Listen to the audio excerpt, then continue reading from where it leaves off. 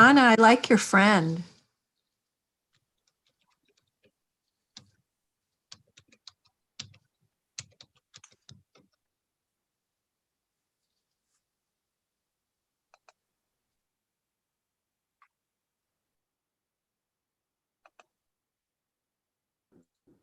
Yeah. I have to unmute. I just figured it out. Okay, we are live on streaming on YouTube now. Don, if you don't mind, I do have just a couple of quick announcements. Okay. This is class 4 of 6. It is flying by. And so tonight is class 4. And since this is how to meditate, I just wanted to remind everyone that there are so many opportunities for meditation practice. Just go to the Kadampa Center website, kadampa-center.org. And if you go to the calendar, that's kind of the easiest way to find things. At least I think so. You may have your own special way of navigating the website, but the calendar button is up in the top right-hand corner of the website. And if you go to that, you can see that meditation is being offered every Monday through Friday morning from 7:30 to 8:30. You need to register to get a Zoom link. And then on Mondays and Thursdays, there's very limited space, but if you wanted to go on site, they are allowing 10 people in the Gampa now for Monday and Thursday morning meditation. But otherwise, you can do it right from home simply by registering and getting that Zoom link.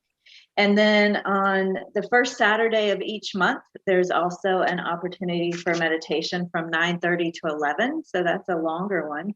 Again, that is also through Zoom. And then there's a Sunday morning meditation circle in the morning before Sunday Dharma with Geshe Gelik. So that Sunday morning meditation circle is from 9 to 9:45, and then Sunday Dharma with Geshe Gelik starts at 10:30 and goes until noon. So lots and lots of opportunities. There's also a Tara practice coming up this Saturday. That one's from 1 until 2. Again, for all of these, to get the Zoom link, just go on the website and register online, and you will get that Zoom link sent to you. So again, lots of opportunities, take advantage, and now I'll go ahead and turn it over to Don. Thanks, Don. All right, thank you, Lynn. Let's do the prayers, Okay. and you can show those. I have to pull this up on my computer. So we'll do the taking refuge and generating bodhicitta for measurables in the mandala offering. And again, just so I had a friend who stopped coming to Kadampa Center, or at least, yeah, I mean, she was one of the earliest students, and she just she said, I just can't stand all the ritual, and the prayers were part of it. And so some people, they resonate with the prayers, but the whole point of it, the prayers, is to help us set our motivation, to generate a little bit of positive karma, put our mind in a good place so that we can get the maximum benefit from whatever Dharma practice that follows doing the prayers. So that's the point. And again, refuge and bodhicitta is, refuge is distinguishing where we go for. In troubled times, do we seek refuge in the Buddha, Dharma, and Sangha, or in drug, sex, and rock and roll? It's kind of like, where do you go? Where do you go in a hailstorm? Do you go to a shelter, or you just stay out there and get pelted to death? So, refuge is a place of safety. And we go there. We take refuge in Buddha, Dharma, and Sangha for 3 reasons. As I said, first is a kind of a dread, understanding that we create mostly negative karma in our lives, and And the future, given the negative karma that we've created, is going to be difficult. It's going to be really difficult if we don't do something about it. And so, out of some dread of the consequences of those negative actions, we're looking for a valid source of refuge, some source of protection or guidance, and so that and then we have confidence in the Buddha, Dharma, and Sangha. That the Buddha was enlightened, and the we can learn from the Buddha's teachings and example how to achieve what he did, and then the Dharma or the teachings and the realizations of those teachings and the Sangha or the spiritual community that support us. So again, it's kind of, sometimes I said fear and and confidence, and then lastly compassion. So that's where we go. Excuse me. That's why we do these prayers. The first one, and the second one is immeasurable love, immeasurable compassion, immeasurable joy, and immeasurable equanimity. We'll do these with these little bits of awareness in our mind. I go for refuge until I'm enlightened, to the Buddha, the Dharma, and the Supreme Assembly. By the merits I create through listening to the Dharma, may I become a Buddha to benefit all sentient beings. I go for refuge until I'm enlightened, to the Buddha, the Dharma, and the Supreme Assembly. By the merits I create through listening to the Dharma, may I become a Buddha to benefit all sentient beings. Excuse me. I go for refuge until I'm enlightened, to the Buddha, Dharma, and the Supreme Assembly.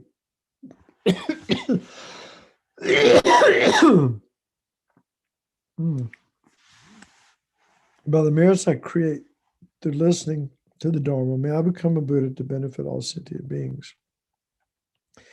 May all sentient beings have happiness and the causes of happiness. May all sentient beings be free from suffering and the causes of suffering. May all sentient beings be free. May all sentient beings be inseparable from the happiness that is free from suffering. And may all sentient beings abide in equanimity, free from attachment for friends and hatred for enemies.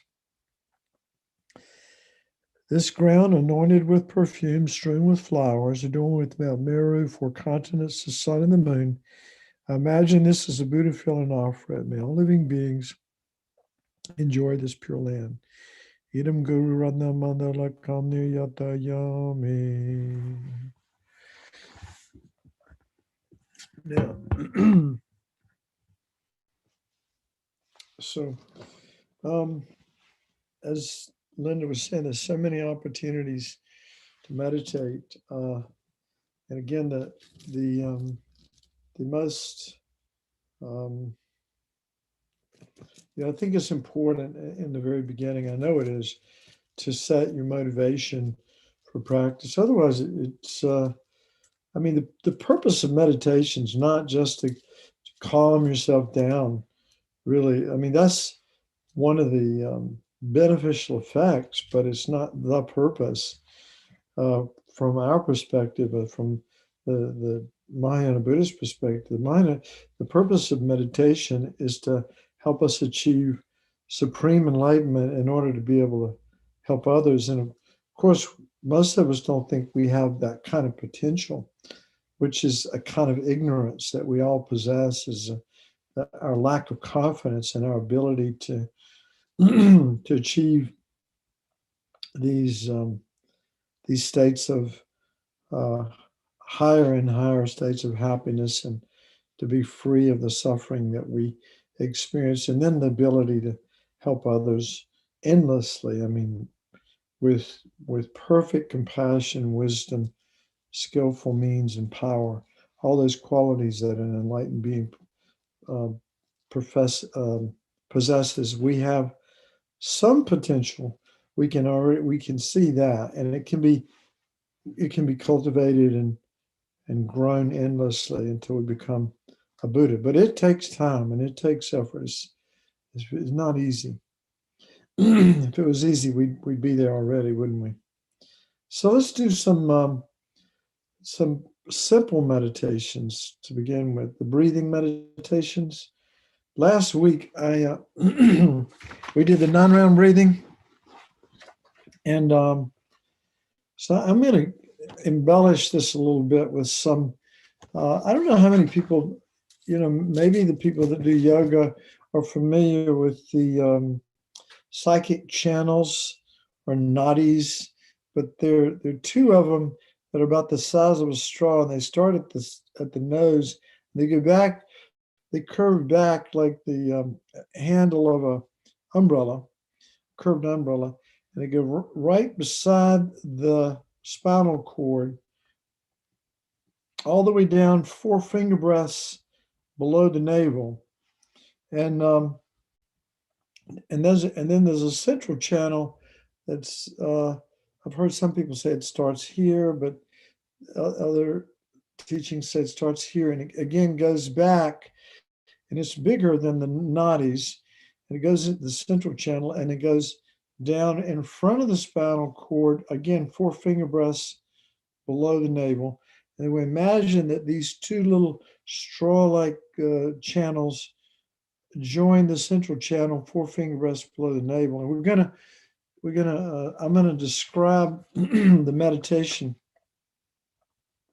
using this visualization of these channels, these psychic channels.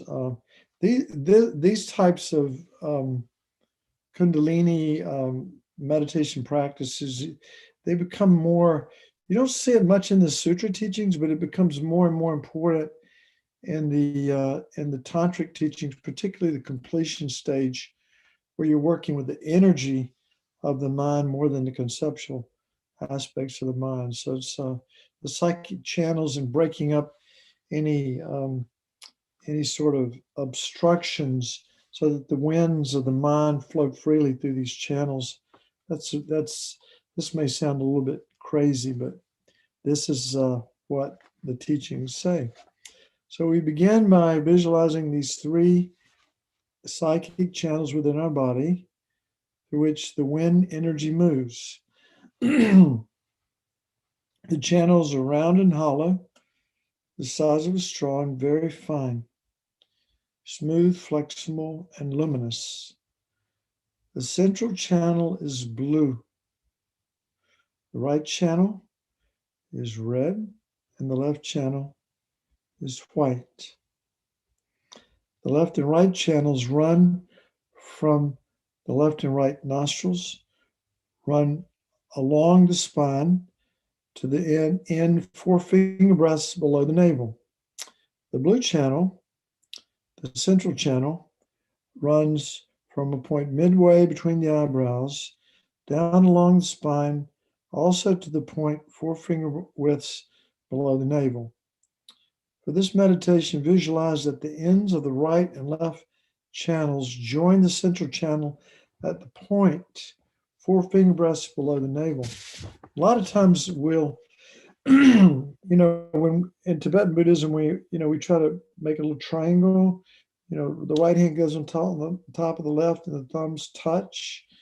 And so normally, that's about, if you put your thumbs right at the level of the navel, that's about the palms are 4 finger breaths below the navel. And that kind of helps focus your mind and your energy if you want to try that technique.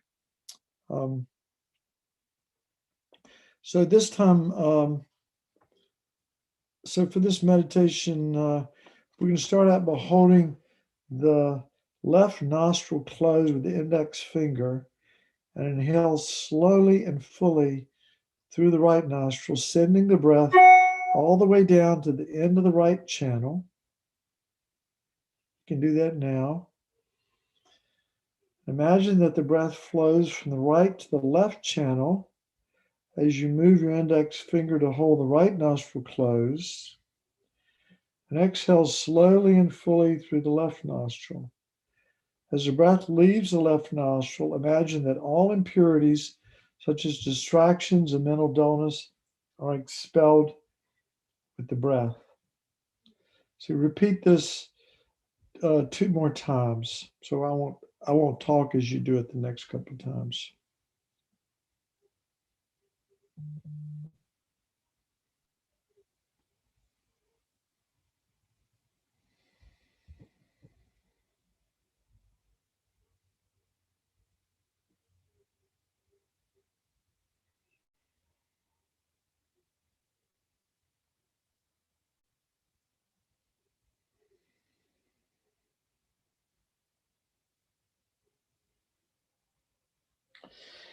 Now reverse the process, holding the right nostril closed with your index finger. Take a deep breath through your left nostril, sending the breath all the way down to the end of the left channel. As the breath moves into the central channel, move your index finger to hold the left nostril closed and exhale slowly and fully through the right nostril. As the breath leaves the right nostril, imagine that all impurities are expelled with the breath. So we'll do this twice more.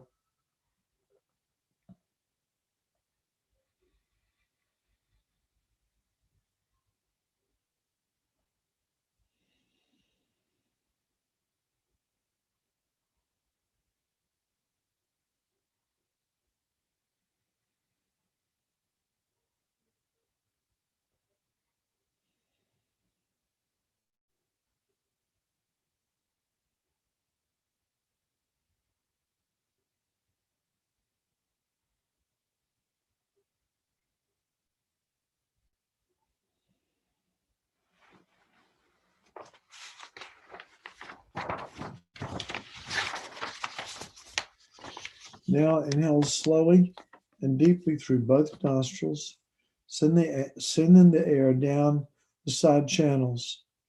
The breath is then exhaled up the central channel. Breathe out, expelling all impurities through both nostrils. Repeat twice, 3 breaths in all. So do that one now.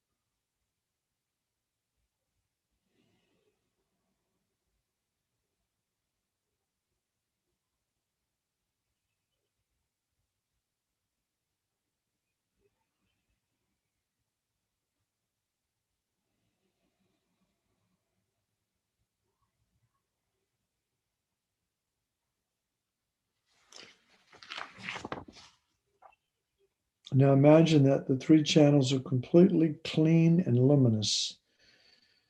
Keep breathing gently and evenly, imagining your breath flowing freely through these channels.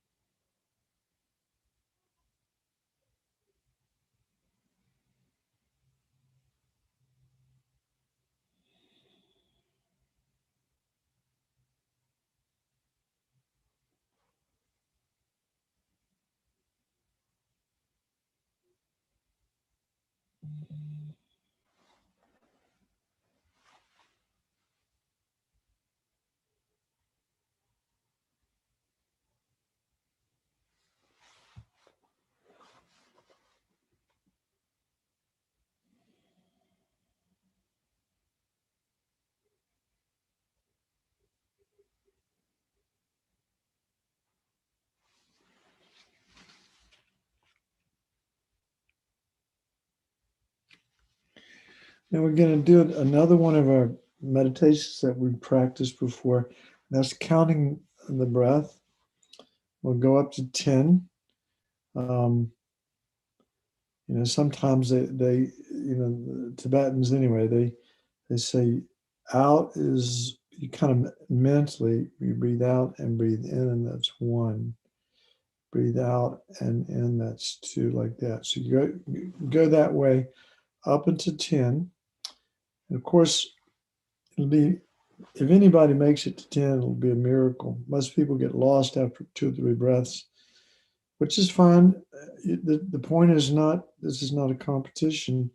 Very difficult to keep the mind focused on anything very long. So when we lose the focus, or we lose count, we just simply bring the mind back to the breath and start all over again. So we'll do this for a few minutes.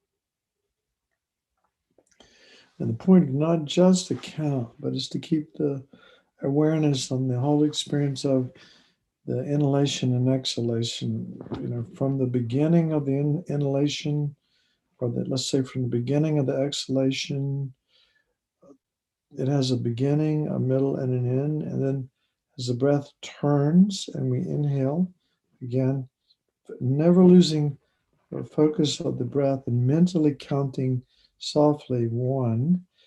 As the breath turns, it has a beginning and a middle. And then we complete the inhalation. Again, the breath sort of turns and we exhale, mentally thinking 2, just gently mentally labeling exhalation 2.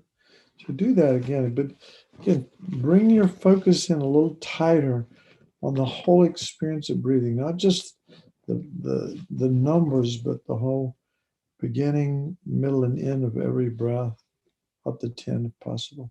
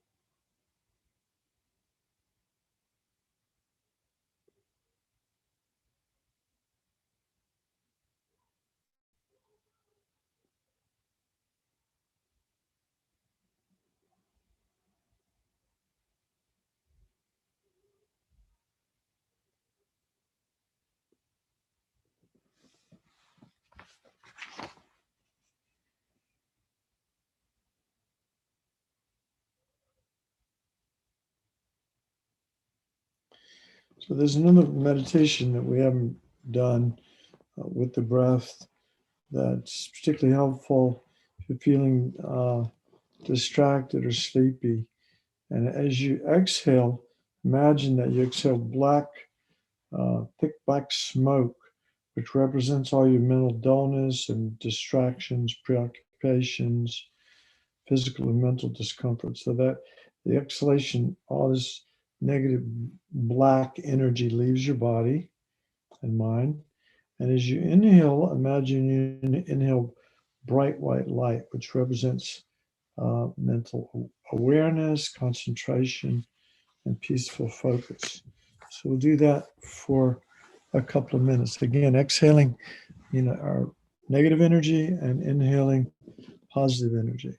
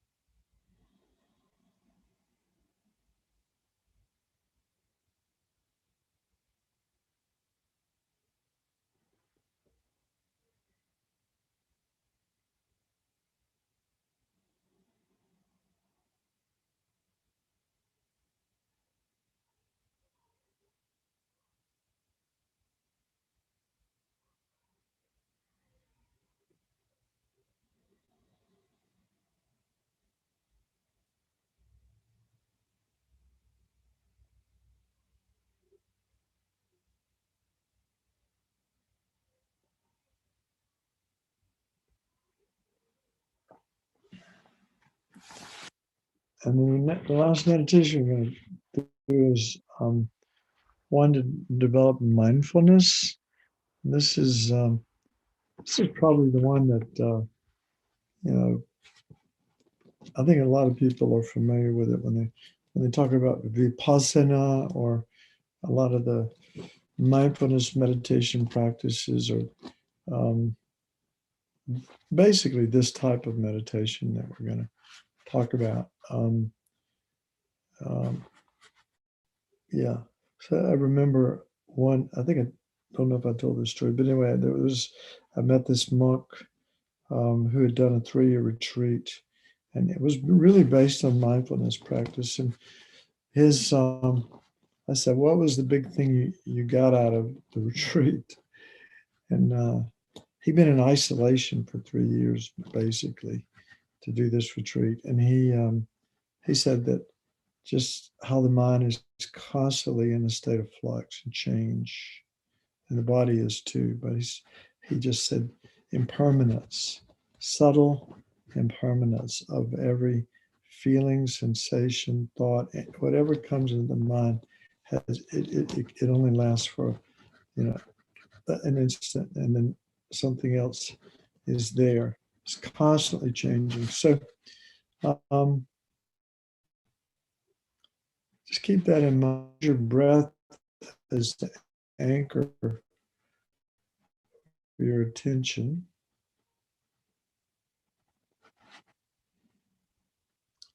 And with the corner of your mind, be aware of the different mental and physical sensations that arise.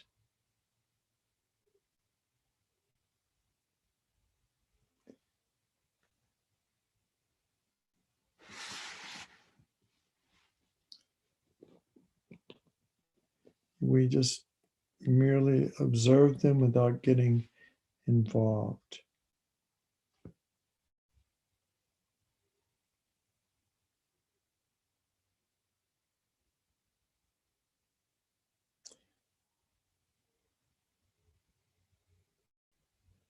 you're curious about them.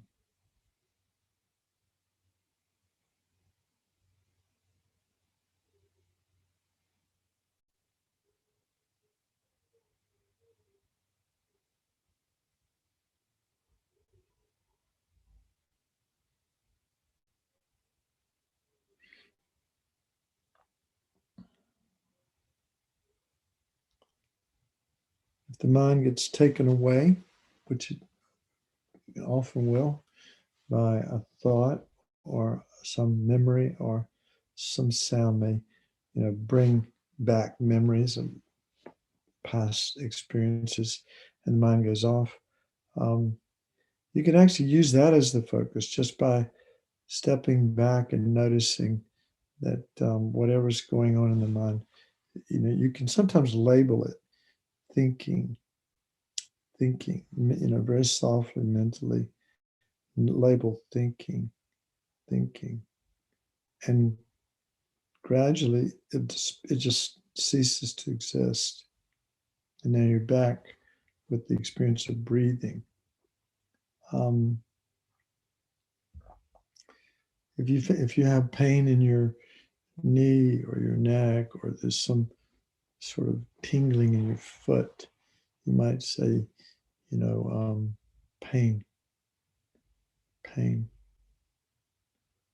or tingling in the foot, just lightly, mentally labeling whatever the experience it is that's dominating your awareness at the moment.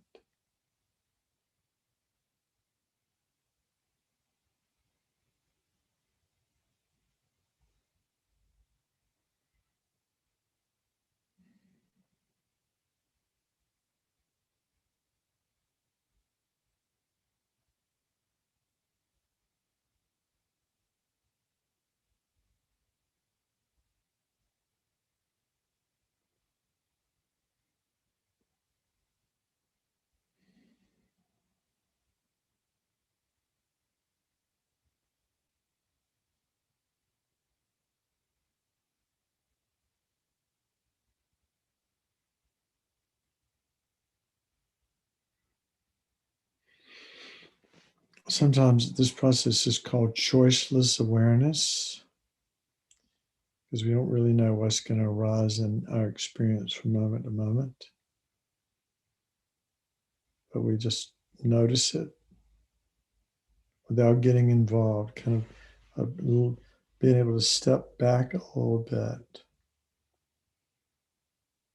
as the mind, and notice how the mind and our sensations, bodily sensations, sound, all the senses, whatever input we have is constantly in the state of flux, change.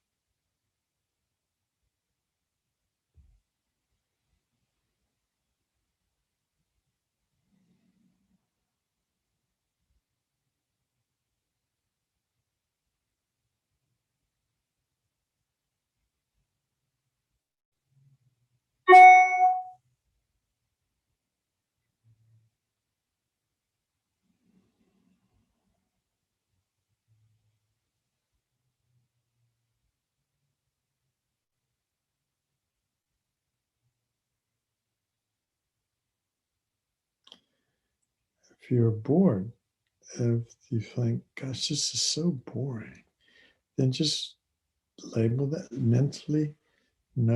Notice what the experience of boredom is, and mentally label that bored. Just gently label that, and notice how that experience changes from moment to moment.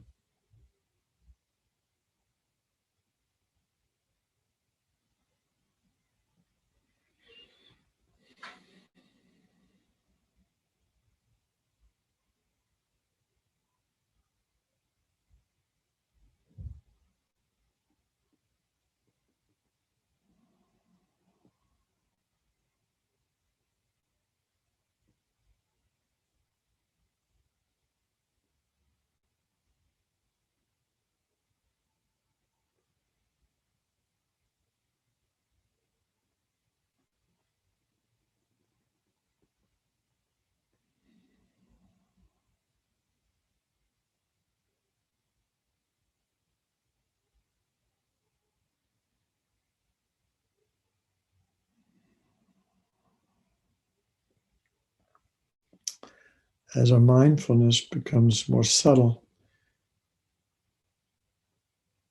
we will become aware of the beginning, the duration and sensation of we'll become aware of the beginning and the duration and the cessation of sensations, thoughts, feelings, emotions, and notice that they're constantly changing, and there is a moment, the first moment of whatever it is that we're experiencing, and then it'll disappear, and then we're into something else as we become more aware. But again, not being caught up in it, just observing.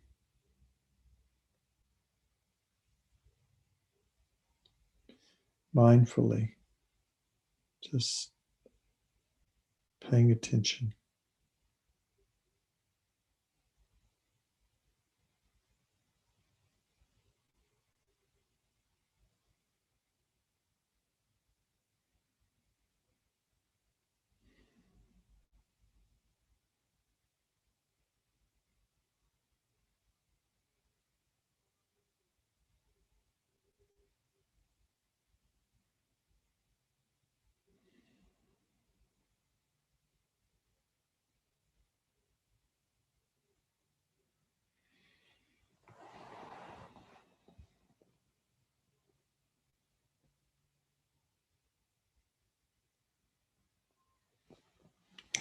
Okay, you can relax your concentration, make a little dedication to having made some effort to calm and focus our minds. May we quickly generate positive qualities and remove all negativities and obscurations. And may you quickly awaken to the state of supreme enlightenment to lead all beings to that supreme state. I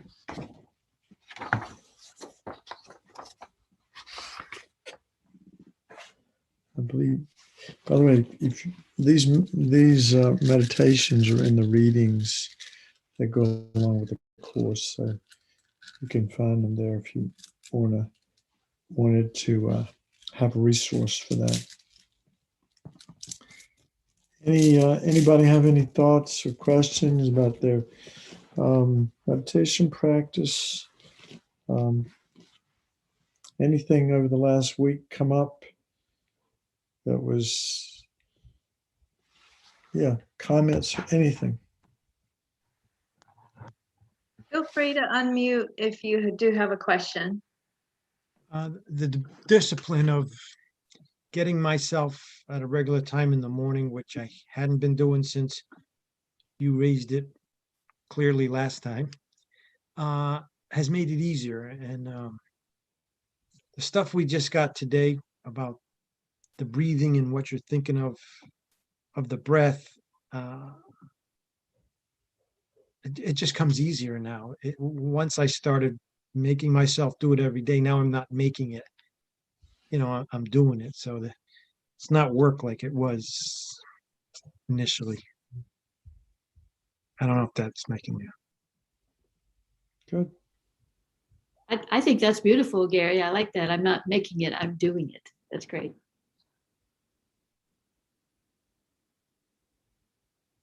It's practice, isn't it? That's why we call it practice, and we get better. We get better. I mean, when I started doing the counting the breath, I swear, if I got to 3, it was a good meditation. I couldn't get past 3 to save my life. We used to do the refuge prayer 3 times. I would get lost after the first. I couldn't remember whether I was doing the second or third time. That's how distracted my mind was when I first got introduced to Buddhism. It's a little better now. I'll say that. Anything about anything about anything really. about the practices that you did this past week?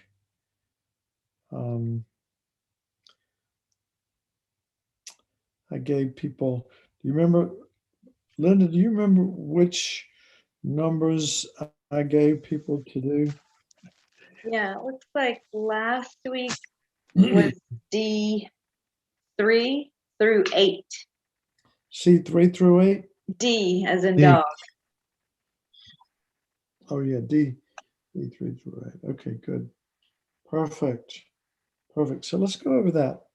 Does anybody have any well, let's go over it first, and I'll talk about briefly about each one of those points, and we'll do a little meditation on each of them. But refuge in Buddhism, we talk about refuge in Buddhas, the enlightened beings, the Dharma, which we think of like a book, like this is a Dharma book, right? But the word Dharma means that which separates beings from suffering, and from the Buddhist perspective, when we're taking refuge in the Dharma, we're taking refuge in the realizations of the teachings in the minds of holy beings. And then the Sangha is like the helpers, the spiritual community. So sometimes they talk about the Buddha. The Buddha is like the good doctor, and the Dharma is like the medicine, and the Sangha are like the nurses, the ones that give us the medicine and help support our practice, like that. And but so oftentimes we'll do we'll do like this, and then at the center you'll see people do prostrations, and so we're not, and there'll be statues up in front, and some people who've never been there before will think, oh my God, they're bowing down to graven images. This is so terrible, because that's not supposed to do that, right? Nobody, at least the point is not the point is not to see these chunks of metal, which is what they are, as like something magical or anything like that.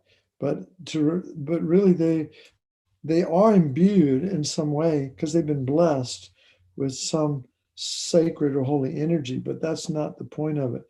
It's to remind us and this is the best way to take refuge, is to realize that we're taking refuge in the enlightened beings, right? The Buddhas, the enlightened beings that have fully realized their potential, but also in our own potential to be that. We're taking refuge in the realizations of the teachings in the minds of these holy beings, but also in our own potential to do that. And we're taking refuge in the Sangha, the spiritual community. Generally, the Sanghas, you think of it as monks and nuns, but as the Dharmas come to the West, we all think of ourselves as we're not monks and nuns, but we think of the Kadampa Center as us, that's our Sangha.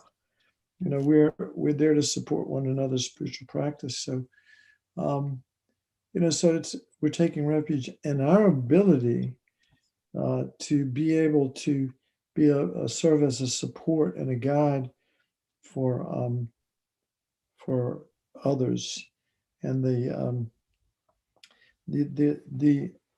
real Sangha are the so-called Arya Sangha, which are beings that have realized emptiness, and they don't necessarily have to be monks or nuns to have that realization of emptiness, but those are the beings that are the real helpers, the people that have seen reality as it is. So let's just for a moment, we'll do a couple of minutes meditation on these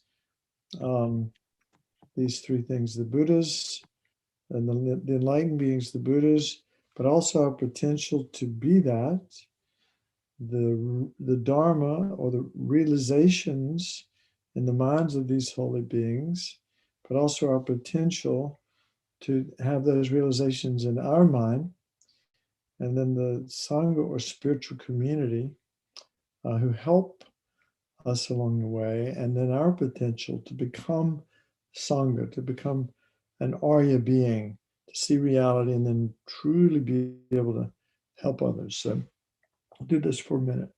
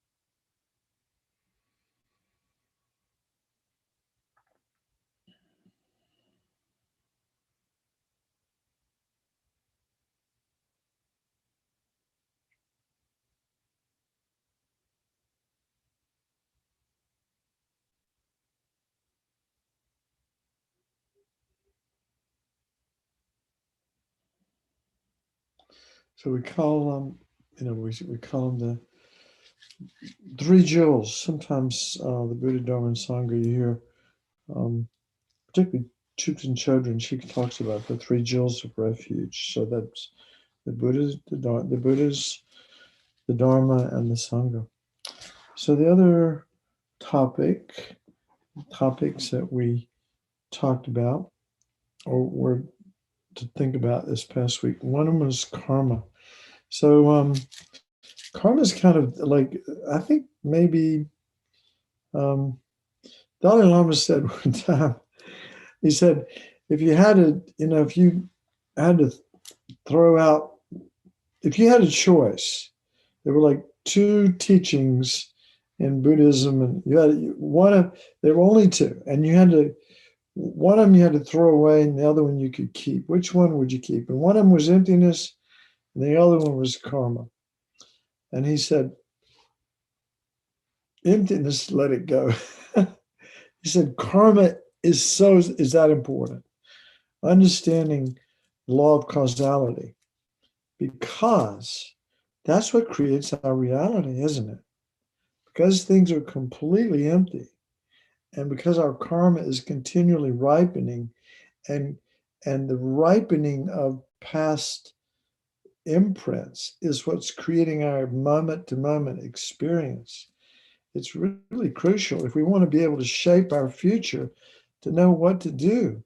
What are the things that are going to create the causes for us to be happy, but even bigger than that, to be a bodhisattva, and even one day become a Buddha? What are those causes? How does this whole thing work? This whole karmic thing work? And so my allergies. Does anybody have allergy problems this time of year? I sure do.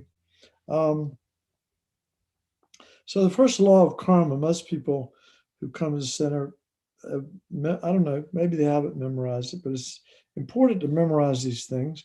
First law of karma is that basically what goes around comes around. If you put out negative energy, it's going to be like a boomerang. It's coming back. And if you put out positive energy, it's coming back. Now, is it coming back like that? Or will it take many lifetimes to come back? it's possible that some karma, now this is debatable. I've heard it debated amongst the Tibetans and certain teachers. And some people will say, well, if a karma is really, really strong and reinforced again and again, it could actually bring a fruit, the fruition of that action, be it positive or negative, could occur in this lifetime. If we get enlightened, potentially we could get enlightened in this lifetime if we really created the kind of powerful positive imprints that could ripen in this very lifetime. So positive actions lead to happiness. Negative actions lead to suffering. And in fact, that's the definition of positive and negative actions from a Buddhist perspective.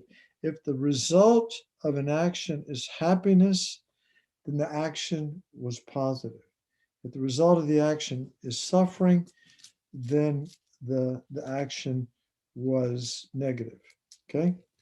So all actions motivated by non-hatred, non-attachment, and non-ignorance will always, always, always ripen in happiness.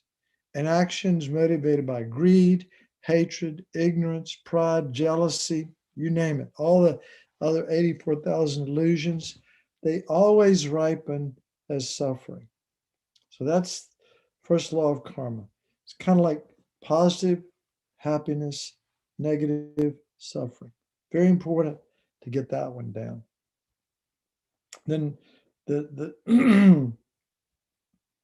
another law of karma is that, let me see if I can remember them now.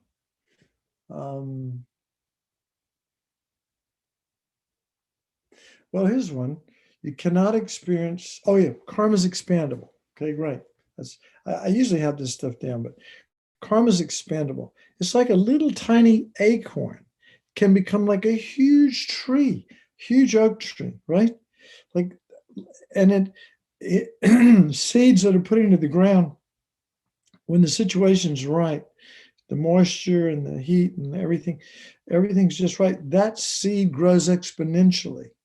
It's the same way with the karma that we create, with the karma that we create on our mind stream. Those seeds grow exponentially. So a tiny act of a tiny negative action can result in ginormous future suffering. Maybe like 20 or 100 lifetimes from that could be result in, our death, maybe.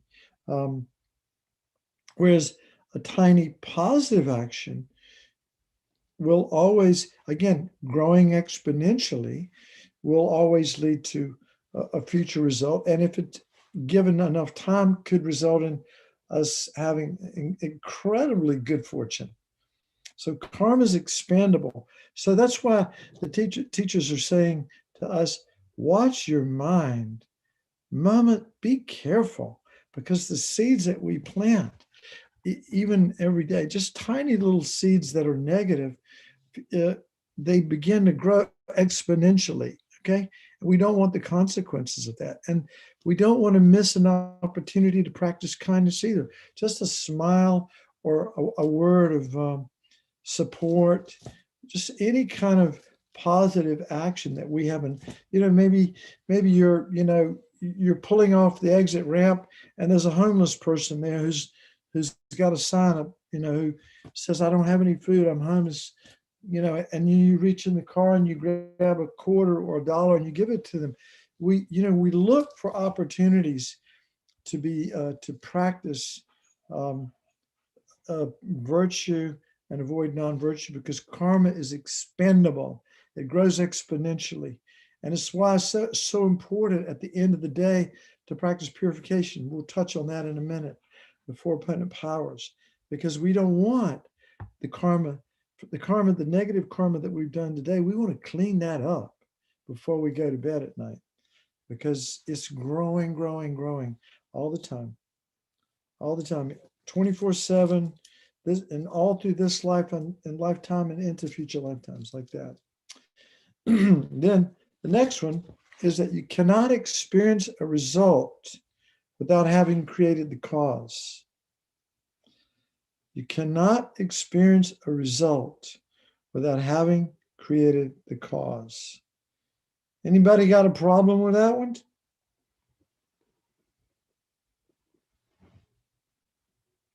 Yeah.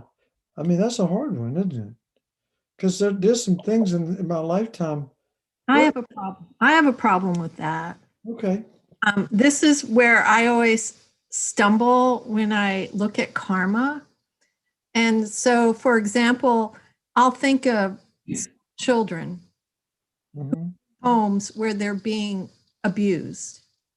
And I'm like, how can I wrap my mind around that that is something that they caused?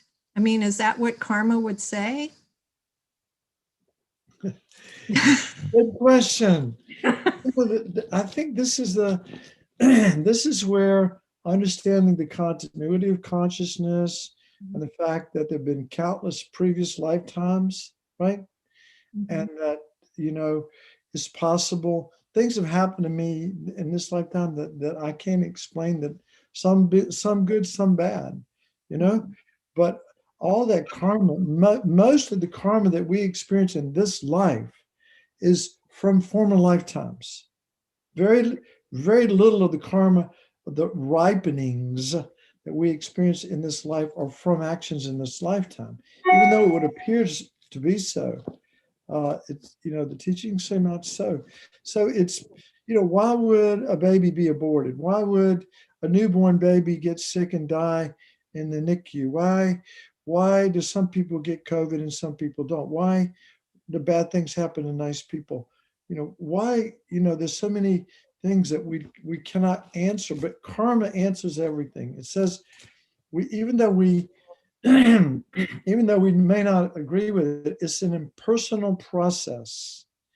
It's not personal that these children are born into difficult situations, into families that are dysfunctional or whatever, and then they have such a hard life.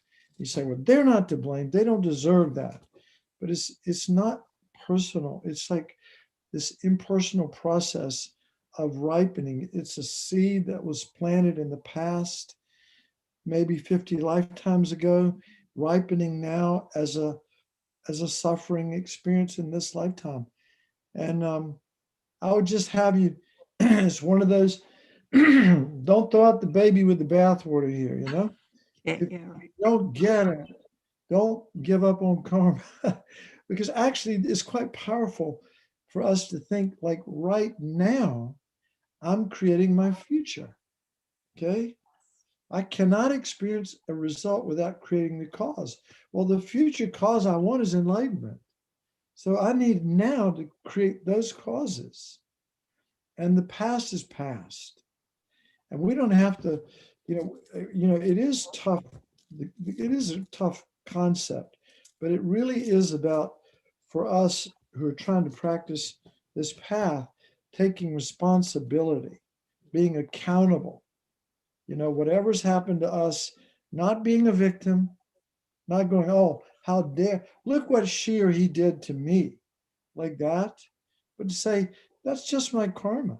I remember this is a true story. I was listening to NPR, and this was in the early days of the AIDS epidemic. And some lady from Thailand, her husband had gotten AIDS from a prostitute in Bangkok, I think.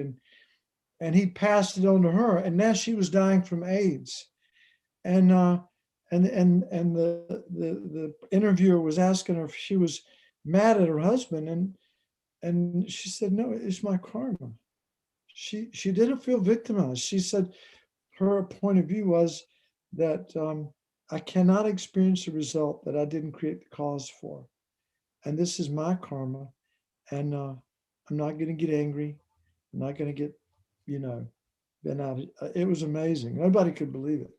I couldn't believe it. I thought it was so courageous for her to have that and not feel like a victim, because being a victim is feeling victimized by any situation is, is, it makes it stick. It creates a lot of anger and resentment, and it's very, very difficult to let go of anything when we feel like we're a victim. So this is one of those teachings where we get to investigate. We cannot experience a result without creating cause. Just something to be open to. And then the last of the laws of karma is that it's never lost. The seeds of karma are never lost. So even the tiniest, again, getting back to even the tiniest act of kindness plants a seed that will grow exponentially until the cooperative causes come together for that seed to ripen. For example, maybe 50 million lifetimes ago, you offered a piece of fruit to a beggar, and now in this lifetime, you like had this wild idea that this new car called Tesla was going to hit the jackpot, and so you put $100,000 in the Tesla stock before it went public. And now you're filthy rich. It's like that. So tiny actions, the results of karma are never lost unless, now there's a caveat here. We can purify karma. We can purify so that we don't have to experience the full negative effect of karma. To truly purify karma, we have to completely purify it. We have to understand emptiness and actually have direct intuitive insight into emptiness. But we can weaken the negative force of former actions by doing purification, the 4 planet powers, which I'll talk about next. But again, positive karma will, it's never lost. Positive actions, those benefits will be, those karmic seeds will ripen, and eventually the cooperative causes will come together for that karma to come to fruition. Same way with negative karma. We may have the negative karma. Maybe we did something really negative in a former lifetime, and this lifetime something terrible happens to us. The cooperative causes, like the COVID virus, comes, and we're not even that old. Maybe you're just like a teenager or some young person. You really haven't had a chance to experience life, but somehow you're dead now because the cooperative causes the karma to die young, and this virus come together to ripen into your early death. So those are the 4 laws of karma. Positive actions, happiness; negative actions, suffering. Karma is expandable. We can't experience a result without creating the cause, and the results of karma are never lost.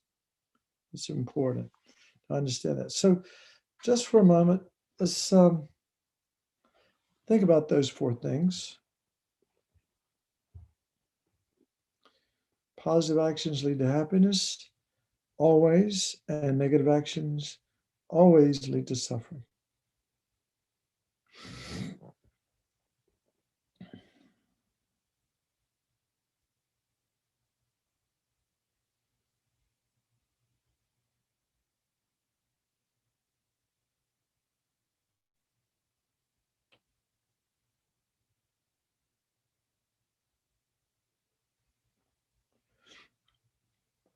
What goes around comes around. It's like the golden rule. Gives some power to the golden rule. Do unto others as you would have them do unto you. Because that's exactly what's going to happen.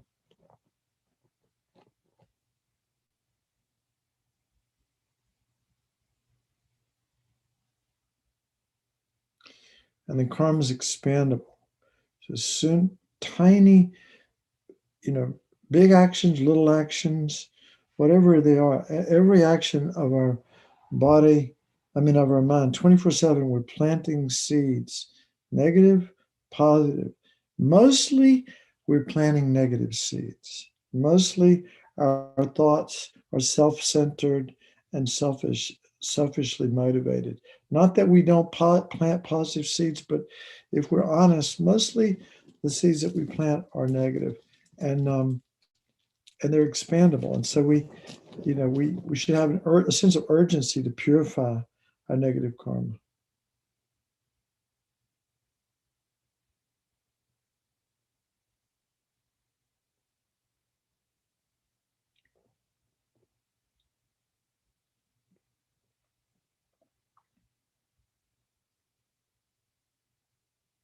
Just the tiniest act of kindness. Don't ever pass up an opportunity for a tiny act of kindness. And always be vigilant and avoid even the tiniest of negative actions. As Lama Zopa says, keep your mind in virtue as much as possible.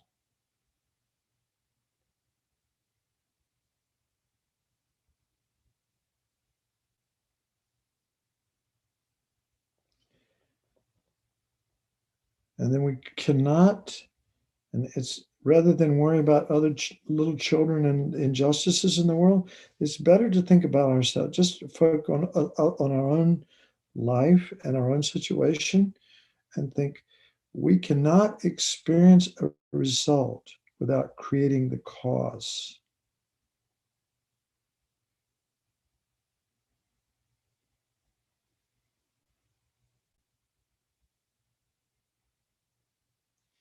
So everything that's happened to us in this lifetime is the fruition of former karmic seeds that could have been sown 100 billion lifetimes ago or more recently. And our future is in our hands. We cannot experience a result without creating a cause. So now is the time to create the cause for what we want, which is peace and happiness and joy and freedom.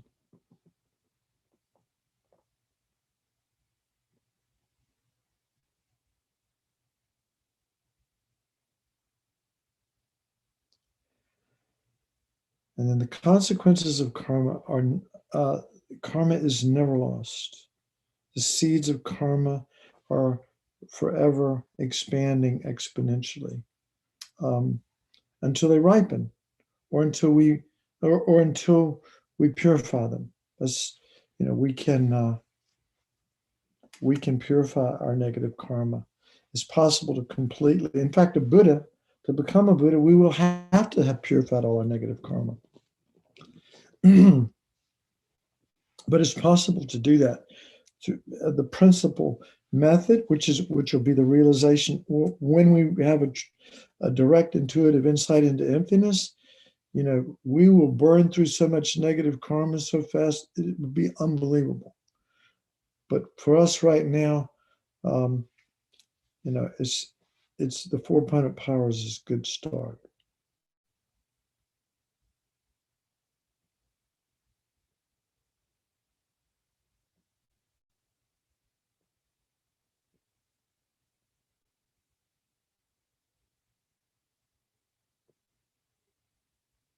So again, not even the tiniest positive or tiniest negative action is ever lost. It will eventually come to fruition, or it'll be purified. Now let's talk about the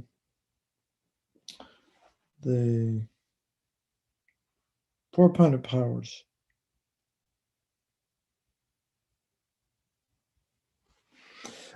Before I jump into that, we don't have a lot of time left, but I want to talk about we've talked about this, the non-virtues of the 10 non-virtuous actions. They say is if you call yourself a Buddhist, your main job is to try to avoid the 10 non-virtuous actions. Okay, so what are the 10 non-virtuous actions? The 3 of body, 4 of speech. Of course, there are many, many more, but these are the biggies, the ones that we focus on. The 3 of body, 4 of speech, and 3 of mind. Okay, So the non-virtuous, so the teachings say avoid, doesn't say thou shalt not. It says avoid, because when we do these things, because we're ordinary beings, when we do these actions, almost guaranteed suffering. And the suffering can ripen in a future hellacious rebirth. It can ripen with us having a tendency, like if we killed in our next life, we might have a tendency to kill, or we'll have our life will be shortened because we killed, you know, things like that, or we'll be born in a really nasty environment. It'll have an environmental result. So every karmic action of these 10 non-virtuous actions can ripen in 4 different ways. But the first 3 of body are killing, which is, everybody knows what that is. Taking the life of any living being, and even down to insects and probably bacteria and viruses and anything. So you have to pick your poison, right? Every day, I don't give out a lot of antibiotics, but sometimes I do. And I've talked to Lama Zopa about it. You know, I'm killing bacteria. I mean, are bacteria sentient beings? I don't know. But when it comes down to somebody with pneumonia, a human being with a bacteria that I think I can help somebody with, help kill or help save that person's life, I'm not going to withhold the medicine because of you see what I mean? We have to use our wisdom in a situation. Every situation requires us to use our good judgment. So killing, the first is killing. The second is stealing, taking that which is not freely offered. Okay. And then sexual misconduct, which is, you know, it's usually defined as adultery, having sex with somebody else's partner. But I think we could, Thupten Chodron, she says unwise sexual activity, which I think we all know what that means. I mean, we can hurt people in a lot of different ways by our choices and the way, you know, taking advantage of people and so forth and so on with our sexuality. So the negative ones are killing and stealing and sexual misconduct and avoiding these. Now it's kind of interesting. Virtue is, for these 3, would be, for killing, an act of virtue would be we're in a situation where we might kill, let's say there's a mosquito on your arm and you go, normally you would just go like that, right? But this time you go, you know, you kind of flick it off. You restrain from killing. So restraining from the moment when you have an opportunity to kill and your instinct is to kill, and you, through mindfulness, you're aware that killing is damaging and you don't want to do that. That is an act of virtue, is restraining from killing. And another act of virtue is actually saving lives. That's also virtuous. It's another way of it's not the exact same thing, but that's how we define the 10 virtues, is restraining from killing and saving lives. So lying, like we're in a situation where we could deceive others with our speech, but we catch ourselves and we restrain ourselves. That's virtue. And when we tell the truth, and of course, sometimes telling the truth, got to be careful there, right? Because you don't want to just saying everything just because it's the truth may not always be the most skillful, kind, compassionate thing to do. But generally speaking, telling the truth is virtuous. And the same way with sexual misconduct. We have an opportunity, for example, to cheat on your spouse because this other person comes along who's incredibly attractive and they're into you, and you make the decision, no, I'm not going there. Okay, that's that's virtue. That's an act of virtue. So those are the three there. The three of body. The four of speech, or lying, okay? Deceiving others with our speech. Slander, harsh, which is bad mouthing other people, turning people against one another. Harsh speech, and frivolous speech. So the virtuous, so the virtuous side of it, the flip side of it is when we catch ourselves beginning to lie, and we don't lie. That is an act of virtue. And then when we speak the truth, again, that's an act of virtue. So being truthful, but also restraining ourselves from deceiving others with our speech is a kind of virtue. Then there's slander, which we all know what that means: bad mouthing other people, trying to turn people against one another. We catch ourselves. It's so easy to get, when you get in a little gossip fest. We find somebody who's not there so we can talk about them. And but we catch ourselves and we don't go there. And instead, we we restrain ourselves, and maybe what we might do is actually speak positively about the person, or at least try to think of something in a positive way, rather than a slanderous, negative way about other people. But that's the speech. And then, so lying, slander, harsh speech, restraining from harsh speech is virtuous. And then harmonious, kind speech is virtuous. And then gossip or frivolous speech it's not the worst, right? We all like to talk and chit chat, but it's a waste of time. It's considered frivolous speech is a problem because we're wasting opportunities to practice the Dharma. So we catch ourselves when we're caught up in gossipy, frivolous, nonsensical speech. That's an act of virtue. And then when our speech has power because we're choosing our words wisely, and we're speaking in a way that's creating harmony, that's a good kind of speech. That's the kind we want to have. So again, there's lying, slander, harsh, frivolous speech. Then there's greed and hatred and ignorance. Those are the three of mind. Sometimes covetousness, which is like, I want what she has or what he has or what they want. It's all about attachment, isn't it? So we catch ourselves, covetousness is or attachment or greed is a negative state of mind. It creates a lot of problems for us. It is, we talk about the Four Noble Truths. Attachment, or this kind of greedy mind, is considered to be, the main cause of our suffering. This covetous, selfish, self-centered mind. So when we catch ourselves going in that direction, being with the mind is clinging, attached to whatever it might be, and we catch ourselves and we let go, that's an act of virtue.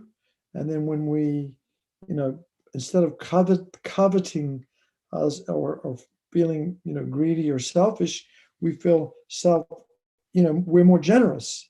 We practice generosity. That would be the opposite of that. Then there's anger or harsh. It's a mental state, right? So sometimes it's called anger. Can't think of another word that's sometimes used, but anger is good enough. So there's greed and there's anger. So when we catch ourselves getting angry or the mind of anger beginning to arise, we catch it, we stop it. That's an act of virtue. And when we practice its opposite, which is compassion and patience, patient endurance, tolerance, and even love, those are all antidotes, but they're sort of the opposite of anger, aren't they? And then ignorance in Buddhism, and in this context, ignorance is not just, not seeing reality as it is, which we call ignorance, is what we experience all the time, because we don't have direct intuitive experience of emptiness. So we're constantly seeing things in a distorted way. But the ignorance we're talking about here has to do with our disbelief in our own potential for becoming happy, for achieving nirvana, for becoming enlightened, for being happier, more, a better person. Also, disbelief in the laws of karma. And this is like more than just, I don't believe in karma, but it's like conviction that karma is not true. Conviction that there's no past and future lifetimes. Strong conviction like that. That there are no Buddhas, that no one can get enlightened. It's not possible to develop perfect compassion and bodhicitta. Those are all considered to be part of what we're talking about, ignorance. And we'll catch our mind going. I mean, we can have doubt, no doubt. It's okay to doubt. It's healthy to have doubt. But at some point, it's important, I think, for Buddhists to at least creatively align with things that we don't quite understand yet. Because the teachings say that eventually, when we evolve enough, we'll be able to see the truth of karma. We'll be able to see directly the truth of past and future lifetimes. We'll be able to experience the truth of the possibility of Buddhahood. But we are limited right now with that. So we don't have that ability yet. Not there. Might have used up our time. Okay. So so you get what I'm saying? So those are the 10 non-virtuous actions. This, to be a Buddhist, to call yourself a Buddhist, you at least ought to try to live by avoiding the 10 non-virtuous actions. Avoid killing, stealing, sexual misconduct, lying, slander, harsh, frivolous talk, greed, hatred, ignorance, and practicing the opposites. Okay. Now, I'm going to touch on the four opponent powers. I think we've talked about it, but I'm going to touch on them. The next week we'll do a purification practice. We'll do a Vajrasattva purification practice. But the four opponent powers, this is how we can. Remember I said that karma is never lost unless it's purified. Well, this is how we can do it. So you bring to mind something, because we all have stuff that we have done maybe in the last day, maybe today, maybe this past week, or past whatever, something that's really kind of stings when you bring it to mind. And what you want to do, the first opponent power is the power of regret. And that's being willing to be honest with ourselves that what we did was negative, and that it will ripen in future suffering, and we don't want that. So we have to be really honest with ourselves about when we have practiced non-virtue. Because, for example, we always say the 10 non-virtuous actions. You go, well, I never killed anything in my life. I don't even kill insects. I haven't done that. Well, guess what? In the past lifetimes, we've all made Jeffrey Dahmer look like a saint. We've done we've been the worst mass murderer that's ever, you can imagine. We've done it all. We've killed, we've stolen, we've committed sexual misconduct countless times in countless former lifetimes. This is the way the teachings talk. I'm not just making this up. So we've done it all. So we might not remember having done it in this lifetime, but we've done it in past lifetimes. So we want to purify that karma, because we don't want that stuff to ripen.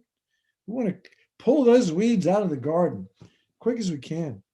So the first one is regret, and just tick along those 10 non-virtuous actions and try to bring to mind if you've done any of those things, and bring to mind sincere regret. Then the second one is is sort of there's different ways to talk about this. Can't remember how children, but sometimes we talk about it as the power of refuge. Like usually our negative actions have been done either with respect to our teachers, our holy gurus and teachers, or with the object has been other beings. It's been either our teachers or other beings. So by taking refuge in Buddha, Dharma, and Sangha, we can repair our relationship with the three jewels, and by developing the compassionate wish of bodhicitta, we can repair the relationship with sentient beings. So that's the second of the 4 planet powers. The third is the remedy, and so that could be anything from we could do Vajrasattva mantra. You know, one of the practices doing 100,000 Vajrasattva mantras in our tradition, the 100-syllable mantra, doing it 100,000 times. But we could just do it, 21 taras. We could do any kind of spiritual practice, prostrations, any kind of spiritual practice that we want to do with this mind of purifying. Also, apologizing to somebody. If you've done something to somebody and have harmed them, apologizing to them is a completely legitimate thing to do. Also, giving, volunteering for some charitable organization, giving money to a charitable organization, doing something virtuous to counteract the negativity of the action is the point here. And it also shows how sincere we are about our regret that we have, that we're going to do something that's to counteract the negativity that we created. And then the fourth, and actually I've heard more than one teacher say this is the most important one of the 4 planet powers. Okay, the first one's regret, the second one's refuge, the third one is the remedy, and the fourth one is the resolve not to do it again. The resolve not to do it again. For how long? For as long as you can keep your word. So if you have a problem with anger and you're constantly, and you're just one of these people that gets angry all the time, you can't say don't make the promise that you're never going to get angry again, or you're just going to create more negative karma. You're lying, right? So as much you say, for the next minute, I'm not going to get angry. Or for the next 10 seconds, I'm going to keep my mind in virtue. So the point is, make a promise to not do whatever. And there's some negative actions that we're more prone to. We know what those are. So we make a promise to not follow that negative mind for some period of time that we can keep. And sometimes, what I'll do is I'll say, as much as I can, and for as long as I can, I'll try not to do any of the 10 non-virtuous actions. That's kind of not the best, but it is better than nothing. So we promise to refrain from anger for as long as we possibly can. Refrain from bad-mouthing people and gossiping and all that as much as we can for as long as we can. Okay, we'll go through. We'll do a practice. If any of you have Vajrasattva, those little booklets that we have at the center, that would be a good practice to do this week, invoking these 4 opponent powers and doing Vajrasattva practice.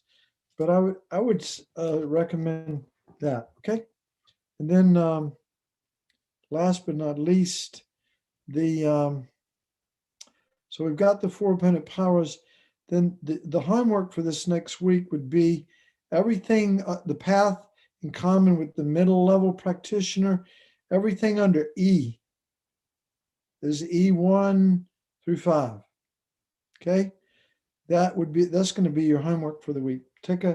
You can listen to children's guided meditation on each of those points. Okay, we're probably going over. Thank you for those of you who hung in there for doing so. So let's do our dedication verses now. So Linda, you mind putting up those?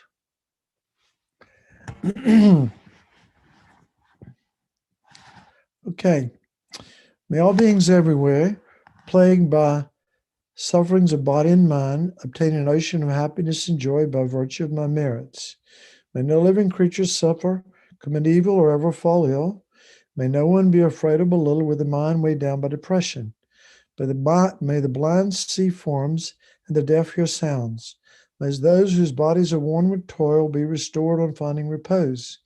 May the naked find clothing and the hungry find food. May the thirsty find water and delicious drinks. May the poor find wealth, those weak with sorrow find joy. May the forlorn find hope, constant happiness, and prosperity. May there be timely rains, a bountiful harvest. May all medicines be effective and wholesome prayers bear fruit. May all who are sick and ill quickly be freed from their ailments. Whatever diseases there are in the world, may these never occur again. May the frightened cease to be afraid and those bound be freed. May the powerless find power, and may people think of benefiting each other. For as long as space remains, for as long as sentient beings remain, until then may I too remain to dispel the miseries of the world. Amen. So thank you, everyone. Have a great week. Enjoy your meditations on the various kinds of sufferings, because it's important to be aware of suffering so we can develop a deep, our compassion, the depth of our compassion will depend upon our awareness of suffering. You want to keep that in mind as you do these meditations this next week. So thank you. Thank so you, much, Don. Don. Thank you, Thank Linda. so much. Good night, everyone. Thanks, Bye. Good everyone. night. Thank you. Bye. Have a good night. See you Good next night. week. Thanks.